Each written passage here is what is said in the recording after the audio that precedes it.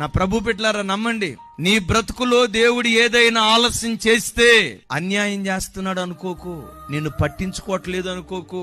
నీ జీవితంలో దేవుడు ఏదైనా ఆలస్యం చేస్తే నిన్ను చిన్న చూపు చూసాడు అనుకోకు.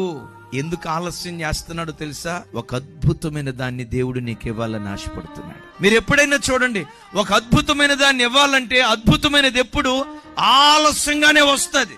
అబ్రహాము శారాల జీవితంలో ఆలస్యం చేశాడు. ఆలస్యం చేసి నవ్వును పుట్టించే ఇస్సాకును దేవుడిచ్చాడు.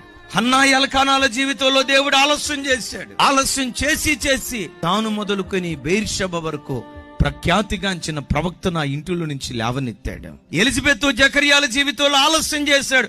ఇది ఒక సంతాన విషయంలోనే కాదండి, నీ జీవితంలో దేవుడు ఏ విషయంలో అయినా ఆలస్యం చేస్తా ఉంటే ఒక శ్రేష్టమైన దాన్ని దేవుడు నీ కొరకు సిద్ధపరుస్తున్నాడు అని నమ్మి ప్రభుని స్తుతించుదువుగాక.